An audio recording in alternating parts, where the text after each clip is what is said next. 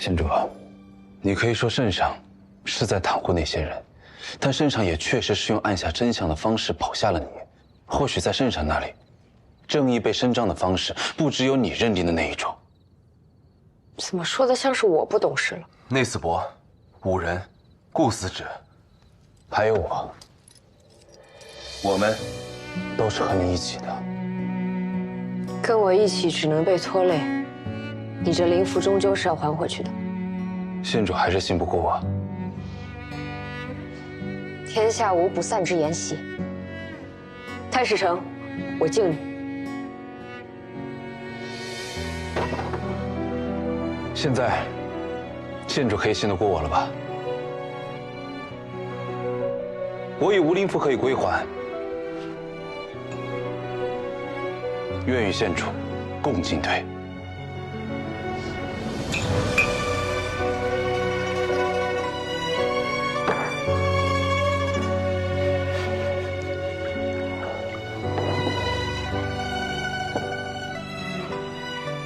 其实县主与平日表现的并不相同，与旁人所说的、所想的也完全不同。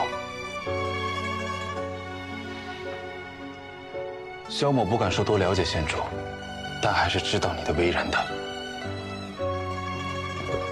多谢太史丞。叫我太史丞，那就还是信不过我。萧兄，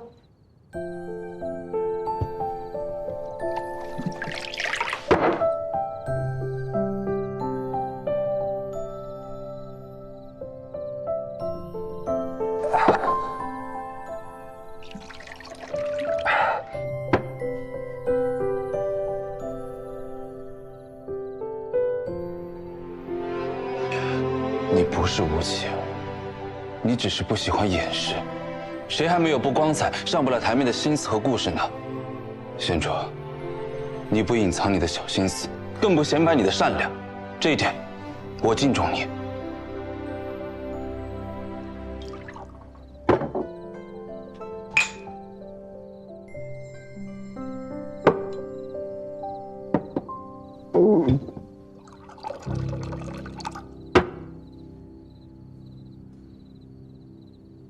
干杯！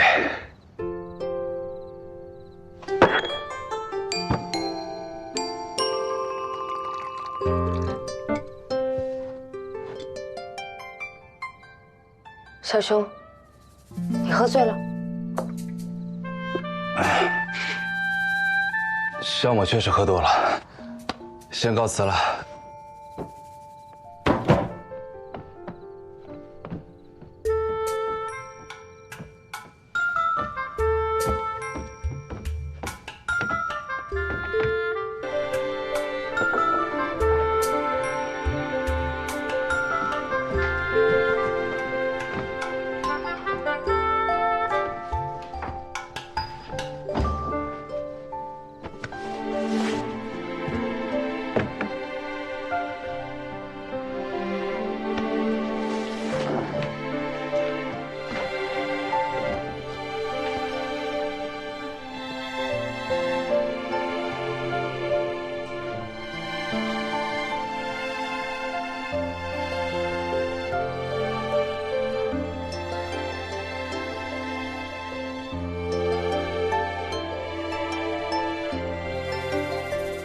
居然用了交心诀，可怜的太史丞啊，一定是跟你掏心掏肺。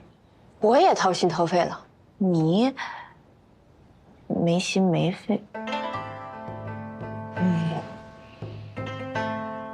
你这是给太史丞骗成什么样了？太史丞玲珑心性，能被我骗？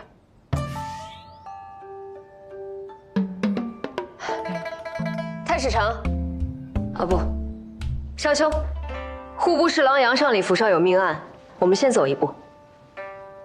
你收拾好了就来找我们。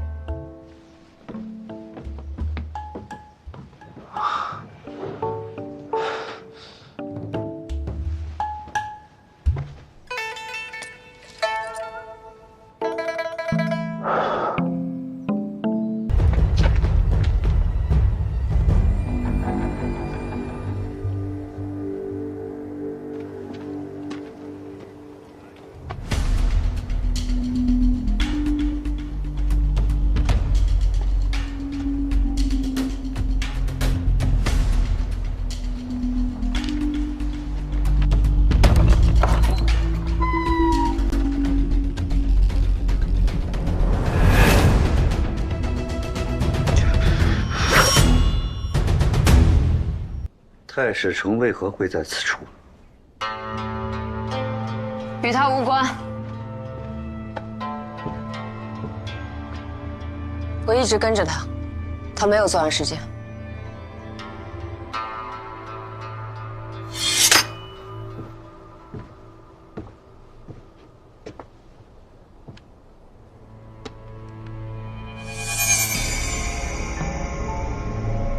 县主可认识？太史陈怕喜是右相侄女，九娘崔曼淑。原本还准备明日找她论话，竟然死了。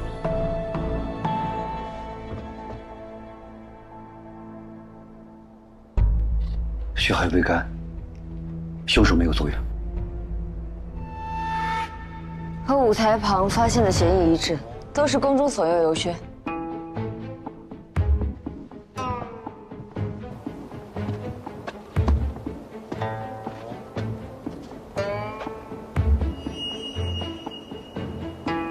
应该是往那边去了。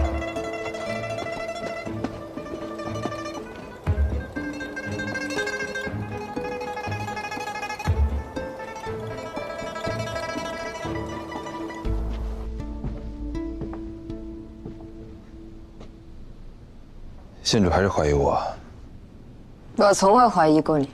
可县主随行我至此，说原定后加音的，不也是你吗？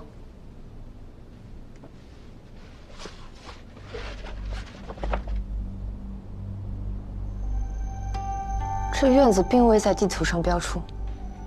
方才我与顾司职经过此处，距离水渠的位置很近，离火药铺子也不算远，却在地图上未见标识，如此隐蔽，想必是凶手特意选定的。我听说过有人可依计寻人，太史陈竟也有如此本事，我当真没有看错人。可还有其他线索？鞋印残缺，目前只有这些。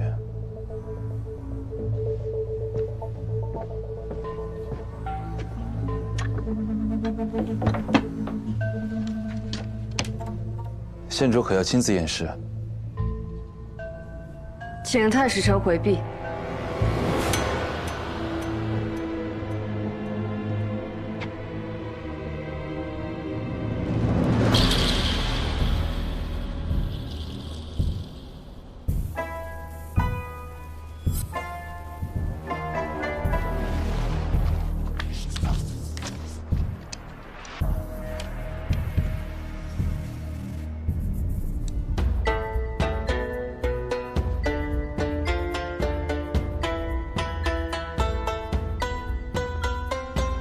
一刀刺在胸口，伤口足够深才能流出这么多血。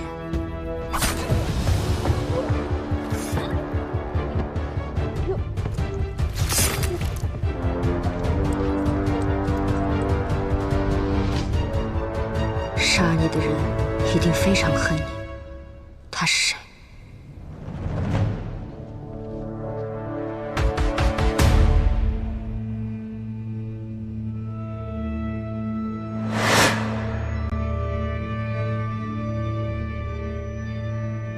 这媳妇真漂亮，可惜了。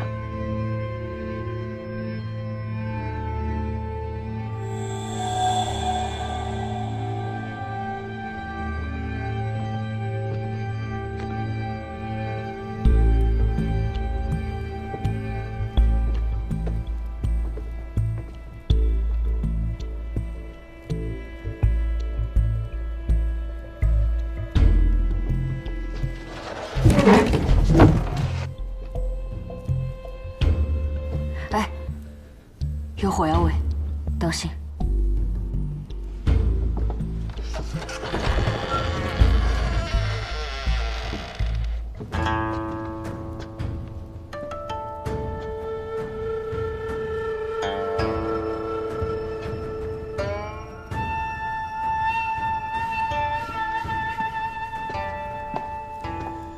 和舞台上的火药一样，这小院的确是凶手藏身的地方。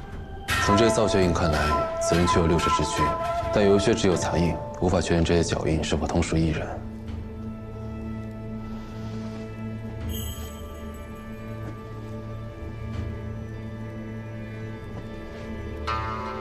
明日去一趟右相府，查查这未出阁的深闺女子，为何会身穿喜服出现在这里。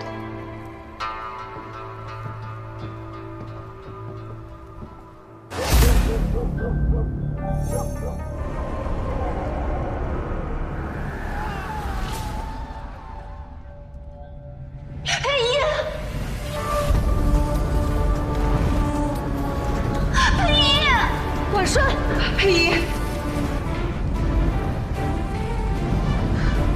阿娘，阿燕，阿燕，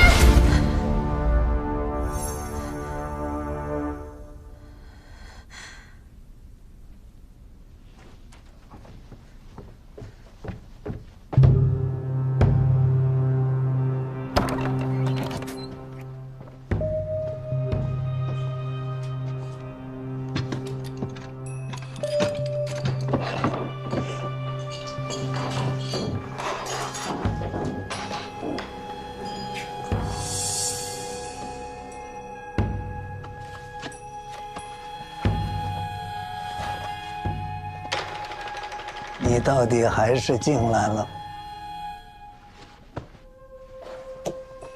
真正的卷宗在哪儿？从来就只有这一份卷宗。15年前上元夜，端王因接连征战，精神不济，后加之苦救疾已久，导致狂性大发，屠杀全府，后自枪谢罪。当日，端王独女李佩仪因病留宿宫中，幸免于难。就因为我失去了那天的记忆，你们所有人都在骗我。事实如此，何必骗你呢？你那日发烧留宿宫中，昏迷3天3夜，等你醒来，悲剧已经发生。你不记得，那也正常。圣上本来不想将此事告诉你，后来你一直追问，圣上终究是不忍心。哎，这些话10几年来我跟你说过多少次，你怎么就是不信呢？因为阿叶不会狂性大发，更不会杀了阿娘。有些事情你不愿意相信，不代表它就不会发生。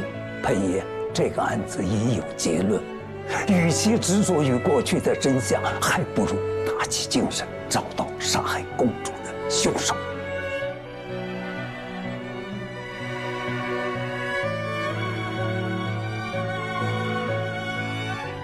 留着吧。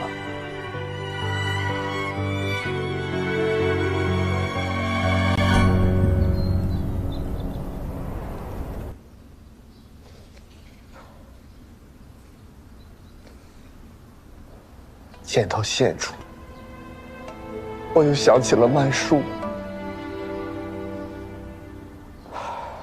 老夫失态了，失态了。要想与我便不必客套了，我坐这里也方便。好，淑妃娘娘可还好？曼殊枉死，我这个做兄长的也担心娘子伤怀。娘子自是很伤心。一夜之间，2位贵女丧命，圣上震怒，淑妃伤身，老夫也是心痛不安。县主和太史丞对曼殊之事如此上心，老夫是感激惶恐啊。到了用膳的时间了，简单一餐，请2位慢用。若还有什么想知道的，饭后可以在府内找人来盘问。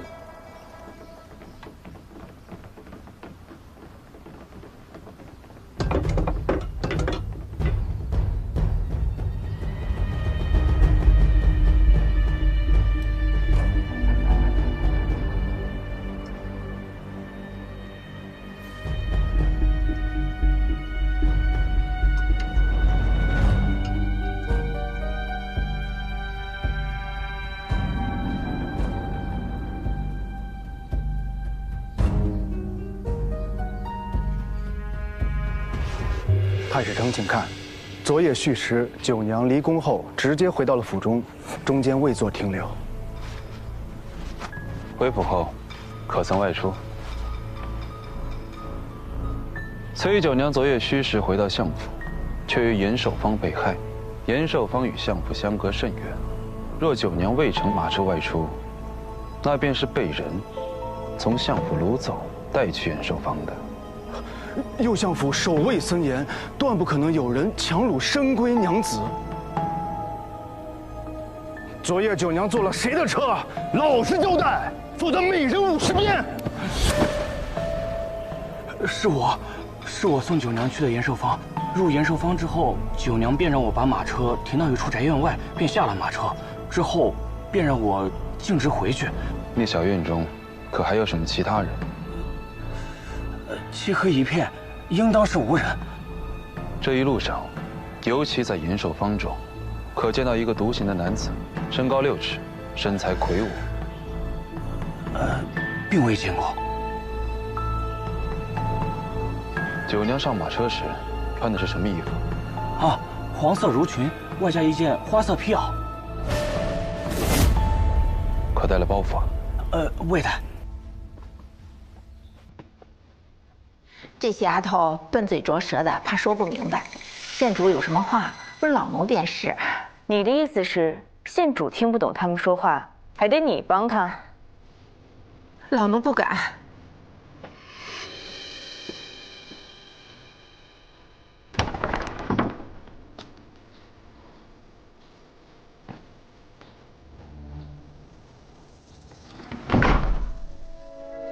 昨日是你伺候九娘的？是。近来她可与什么人交恶，或是有私情？回县主，下人不能妄议主家是非，否则会被赶出相府的。这是查案，不是议论是非。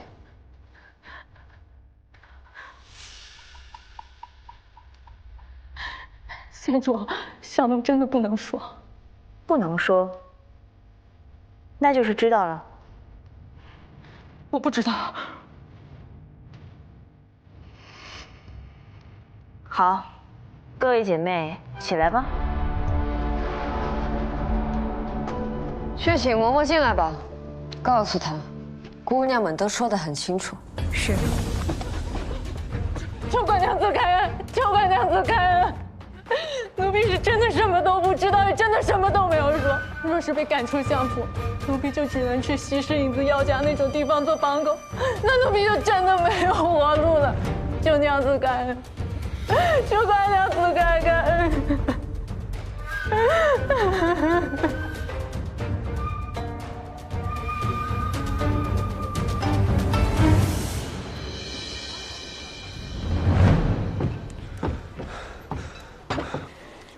查到了，是宅子原本属于本地一富户分出去的数字，这数字短命，宅子就空了，没人敢住。后来易主给了一个胡商，我们好不容易查到那个胡商，又说已将宅子租赁给了一个叫郭华的将士郎。可找到郭华了？没，但是我把契约从胡商那里拿来了。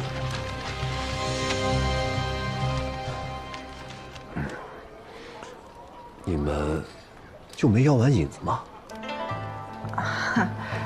等你呢。你人真好，娘子，给我来碗引子。好嘞。右相府的姊妹让我来寻你。崔九娘上伤了，娘子坐吧。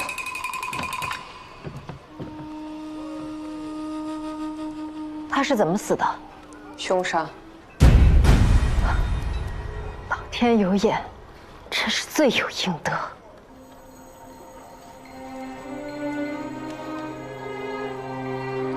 我叫丽娘，我这张脸便是拜他所赐。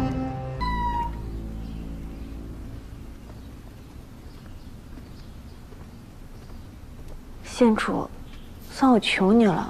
你下次千万别不打招呼就做这种事儿，这次多亏太史丞了，不然我就要跟你上坟祭酒了。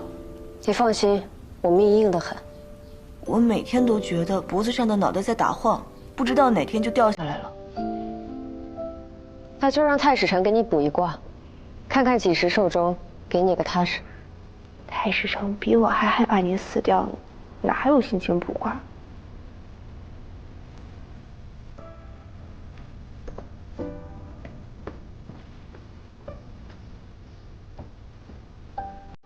我死了，你就可以回太史局，踏实吗？我怕不能完成县主的性命之托。我信得过太史丞，我信不过自己。太史丞来内业局，不会就是想来看看我死没死吧？是这个案子的凶手。你也察觉到了？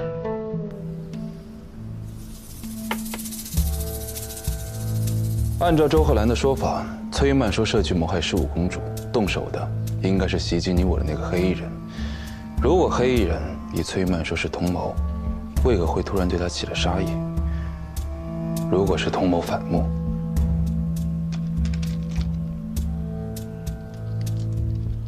黑衣人点火后躲在舞台下，之后混入回纥王子队伍出宫，先是偷袭你，再回到内侍省杀死刘德义。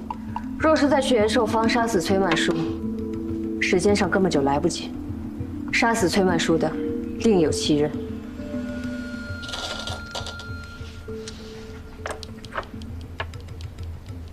但如果有人杀了15公主，而另有一人在为公主报仇，那3位贵女以崔曼书沆瀣一气杀死他们的，就可以是同一人。以你对公主的了解，什么人会为她报仇？如果可以，我希望那个人是我。找到凶手，也是在为公主报仇。崔曼书身上的伤口极深，而且刀口是斜向下刺入，说明凶手比崔曼书要高，力道很大。凶手能找到延寿坊小院，应该很清楚公主与崔曼书之间的恩怨，能如此决绝地为公主报仇，若非终身死士，便是情深意重。我去找婉顺的事。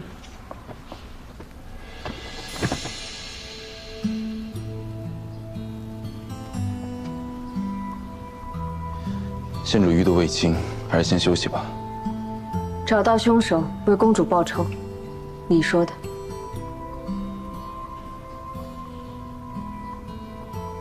县主总是这样以命相搏。在关心我。好不容易把你救回来，我不想是一场徒劳。太史丞昨日在周贺兰面前维护我，还没跟你说谢谢。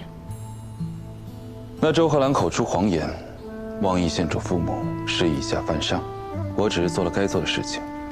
看来端王府的事，太史丞也知道。15年前，端王府惨案震惊朝野，彼时我虽入太史局修学，却也有所耳闻。不过周贺兰倒也没有说错，我无父无母，确实不知道阿爷阿娘被别人捏在手里是什么滋味。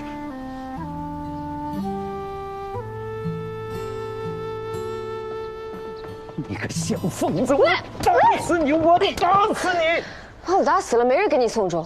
你这么作践你自己，还想逃场吗？死老头，我还中着毒呢。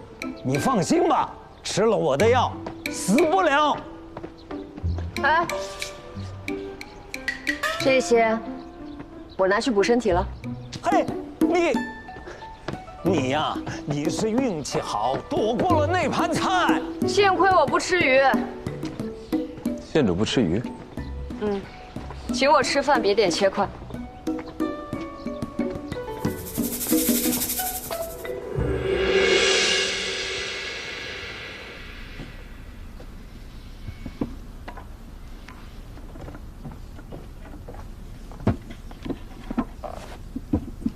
这些是公主常用的丝帕和物件，县主看看，可还有什么线索？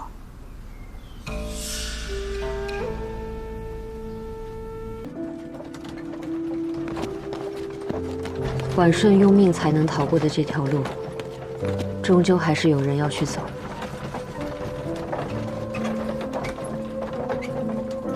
有一事，我得向县主坦白。那日宴席前，我见过15公主。见过公主。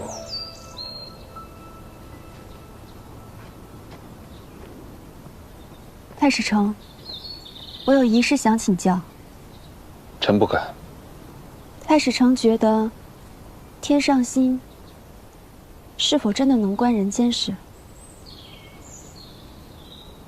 臣只知星辰不会引发纷争，人却会借星象生事。那在太史丞看来，上元节这番风波，到底是有象在先，还是借象生事呢？事有因果，物有本末，公主安好才是最重要的。太史丞都知道了，看来太史丞并不信命。臣相信，只是我等凡人，只有在命中之时，才能看见命运的模样。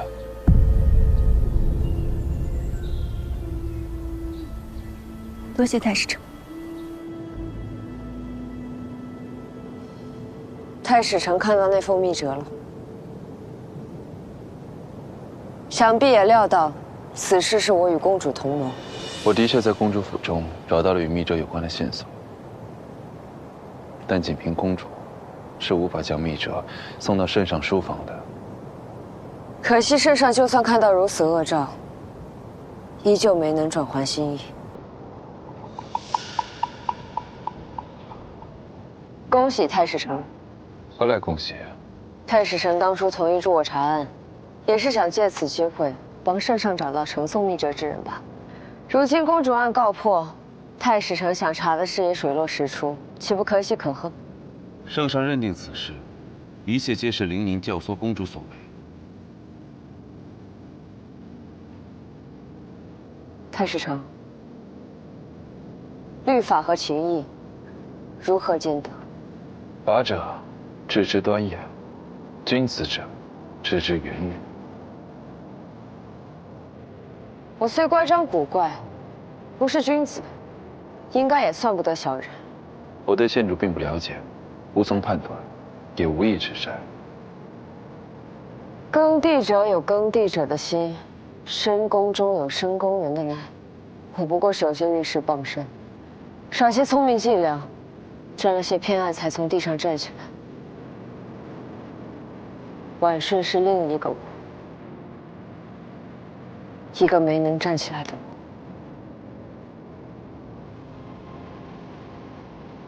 圣上已下令厚葬15公主，谥号赵思。圣上还是爱重15公主的，连我都知道，何为爱重。早迎破儿登霞溪，掩伏云儿上征。幸好，他已经去了他想去的地方。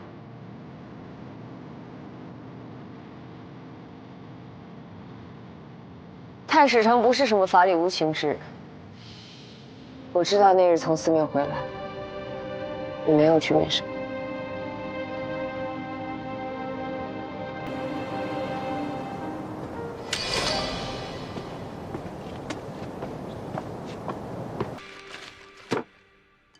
给阿爷看病的钱，弟弟读书的钱，家中修灶台的钱，东起买炭添衣的钱，这些信里基本上都是家里要钱，含笑给钱。那家人在装穷压榨女儿，你一带钱买这些信，就是在助长他们讹诈的习气。你再看看这信上有没有说点别的？他出宫以后要去哪儿？需不需要父母接应之类？余下还有许多未打开的，待我一一看完，就算有，也不值那些钱。这羊肉好嫩，太史丞尝尝。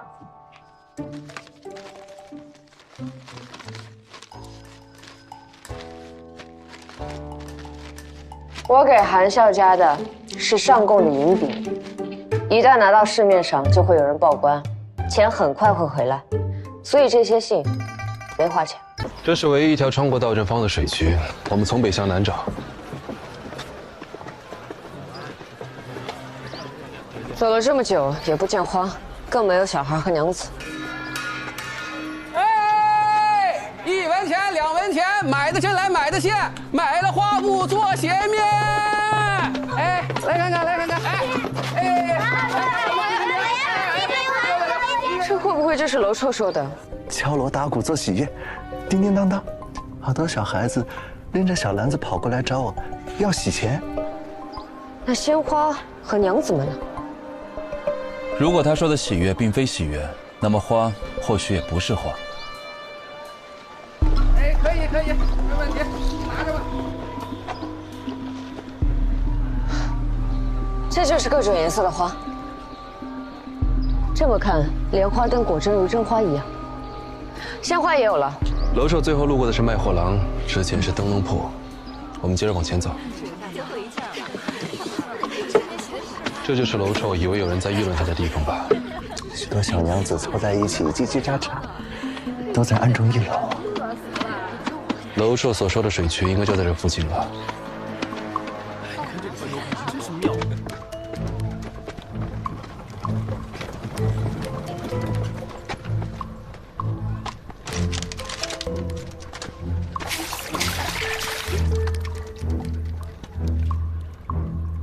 是脂粉的味道。不对，这条巷子太小，附近又没有大宅，谁家的娘子会用这么多脂粉？除非这附近有酒楼妓馆。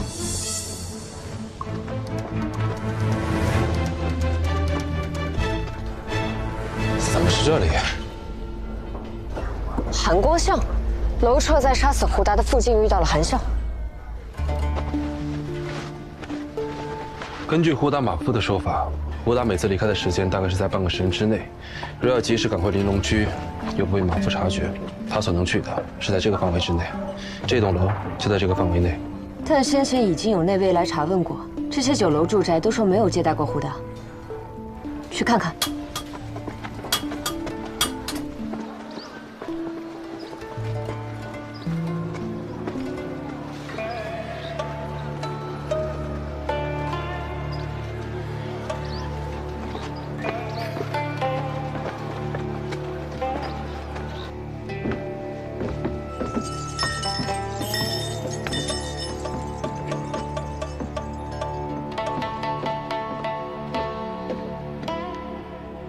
娘子郎君，请问有何贵干？请问这绣红楼是卖丝绸还是绣品？是绣楼，不过二位不常来到正方吧？怎么说？我们只供货给商家，个人的生意是不错的。难怪会用这样奢侈的金银香，多靠客人的帮衬。供货给商户得需要不少绣娘吧？7、8个，也不算多。这好的绣娘是万里挑一，以一当十。韩笑做的怎么样？韩笑是谁？你不认得他？未曾听说。前几日寒光巷死了人，你可知道？郎君可别说了，怪瘆人的。认识啊？不认得。我还从未见过如此富丽的绣楼，娘子可方便带我们四处看看？这绣楼虽说是敞开门做生意，但也算是一座私宅，只做熟客。不过这么半天，怎么也没有见到一个绣娘。前2日刚忙完一个大活儿，都在休息。绣娘都住在楼里？是。还真是安静。都是些年轻姑娘，出去玩去了。二位请留步。干嘛呢？惊扰客人。没事儿。多半是老鼠。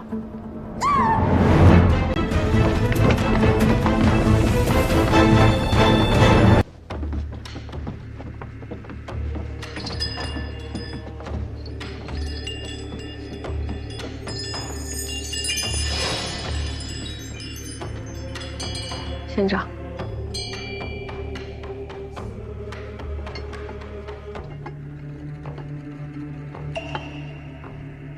为仙长点香。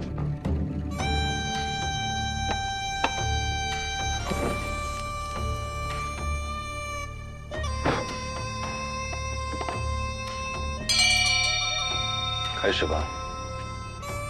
此宅颇大，烦请仙长务必巨细无遗，为老夫扫除邪祟，千万别有所遗漏啊！放心吧。二位，请。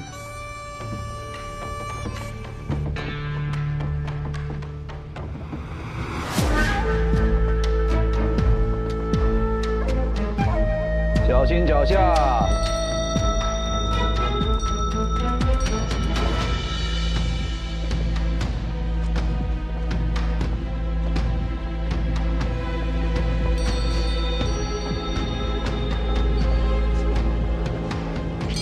东四。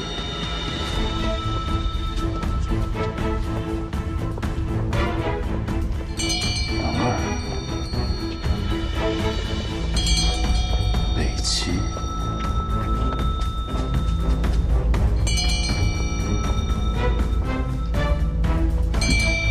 再兜圈子。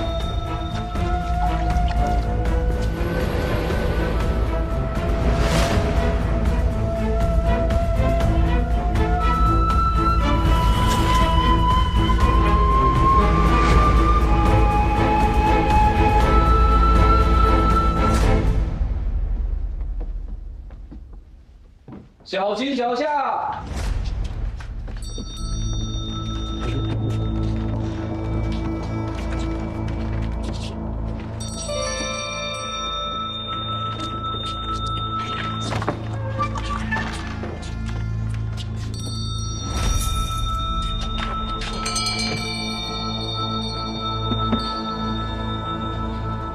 房间里东西多，二位当心。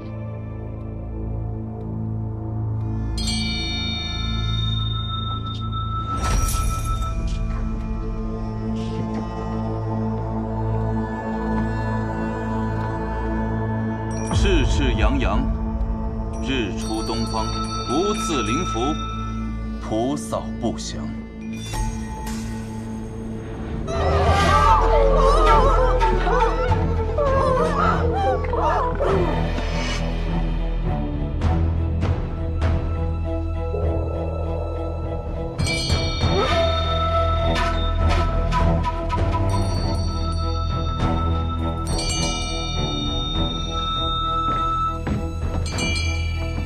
仙长，可有异啊？口吐山脉之火，伏飞门舍之光，提怪变天，逢力士，破温用碎，吃金刚，降服妖魔，化为吉祥。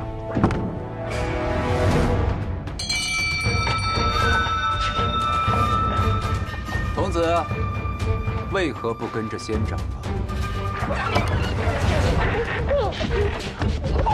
再笑我弄死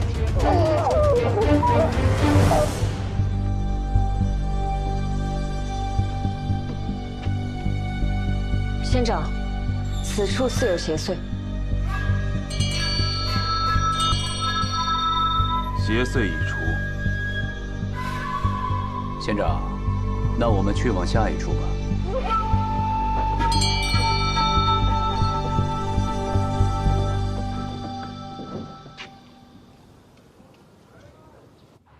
二位，可以摘下遮布了。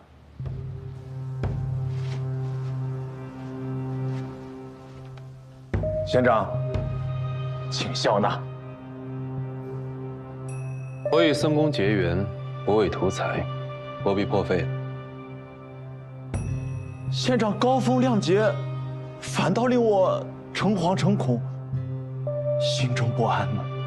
既如此，可否向松公讨12枚铜钱，以作慰藉？好，好。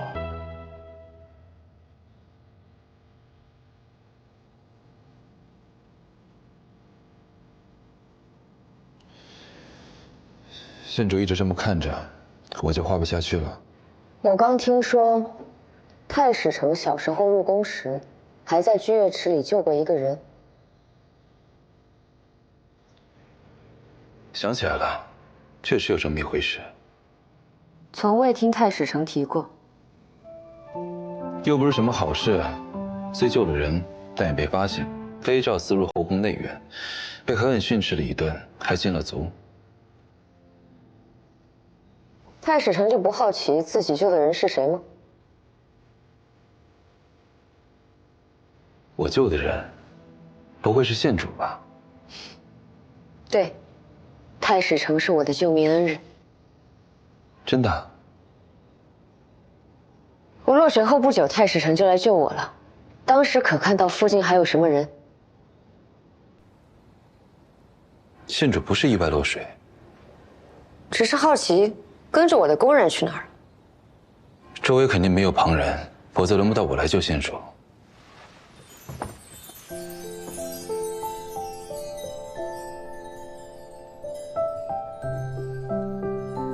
县主靠这么近干什么？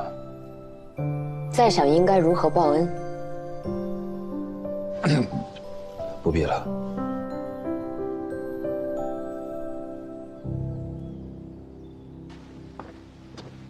县主，卢建义咬死不认昨日去过血红楼，真娘跟其他伙计们也什么都没说。知道了，下去吧。是。这不到2刻的时间，就能把库房变成之前的样子，又把所有人都送出了血红楼，还真是训练有素。其实不难。那房间的4面墙壁上都砌了灯槽，但只有3面墙的灯槽被熏黑了。最内侧墙壁上的灯槽没有任何使用痕迹，那面墙从不点灯。而且整个库房地面都很干净，可最里面4寸见方的地面上却有很多灰尘。他们应该是把织机杂物堆在了靠墙的一侧，用屏风挡住，然后在腾空的房间内进行布置，一旦有突发状况。那些杂物看起来很多，却都很轻。宴席用的桌凳都可以混杂其中，几个人很快就能复原。绣红楼4通8达，有不少角门，人应该是趁我们和守卫争执的时候走掉的。真是怪了，卢正廉居然是虚12刻从楼梯上摔下去的，燕子楼里不少人都看见了。虚12刻，他还在绣红楼抽我鞭子，他会分身术不成？燕子楼的人可能帮他作假，但那些客人我都是逐一问过的，不可能说谎。虚12刻，这个时间有什么特别吗？没有啊。那为何他们都记得这个时辰？我再去问。等一下，房门已经打开，把这个贴出去，能帮顾兄快点找到人。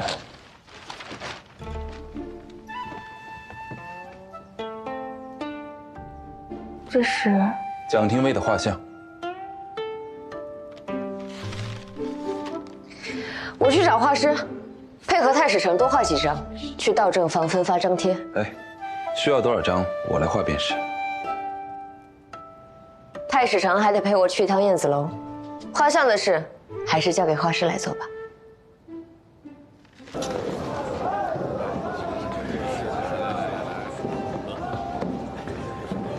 哎，客官，借过借过。哎，2位，来。昨晚燕子楼还真是热闹。我们这儿也是头一遭，我们掌柜的发了好大的脾气，那闯祸的伙计天没亮就被赶走了。卢介义从楼梯上滚下来，为何要开除伙计？那2位慢用。等等，这是听书钱，小哥肯说吗？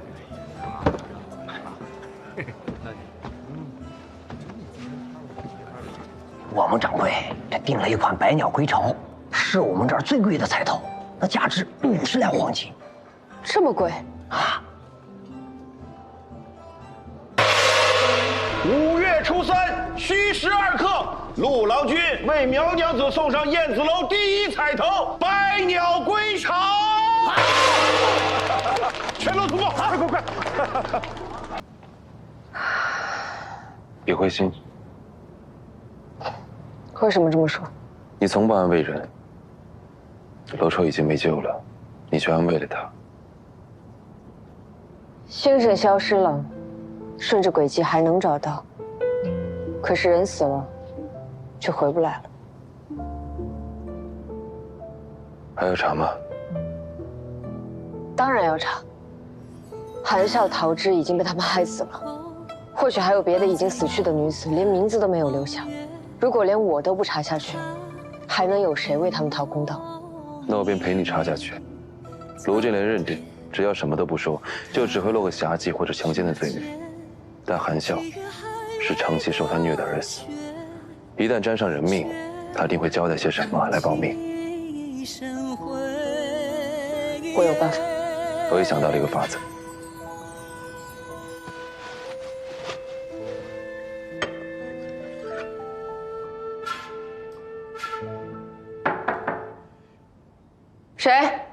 是我。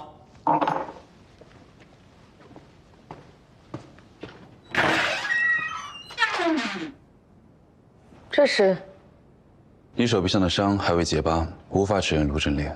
我阿娘喜欢调药香，还喜欢用药香熏灸。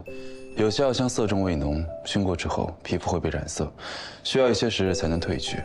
新长出来的皮肤娇嫩，比原有的皮肤更容易着色。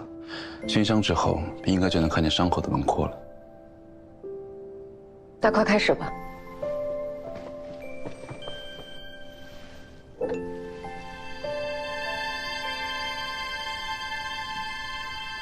这是什么？刺青的药水。县主又想干什么？按照原来的伤口把皮肤划开，倒上刺青的药水，就能看出伤口的形状。然后呢？然后就能指认卢振莲了。那你的手臂呢？就打算一辈子带着这个刺青？也没什么不可。你不要跟我说身体发肤受之父母的道理，我阿姨阿娘都死了，他们不会怪我的。对于县主来说，查案大过天，比你的身体，甚至比命都重要。如此兢兢业业，义无反顾，萧某自愧不如。可若县主受了伤，有新的案子要查，又将如何？我自有分寸。县主的分寸，不过是一向独行，不愿麻烦任何人。这样不好吗？简单直接，能最快得到答案。县主可曾见过流星？当然。那县主是否知道，流星为何会从空中坠落？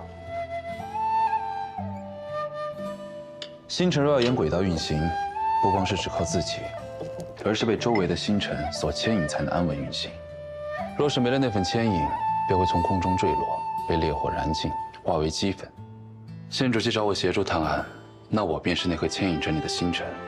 不光是我，内思伯、五人、顾思止，还有许多人，都与县主相牵引。县主往后不必再用伤害自己的方式查案，我作为你的同僚，也会帮你想其他的法子去解决问题。你受伤，是我的失职。多麻烦？我不怕麻烦，因为星星之间是相互牵引的。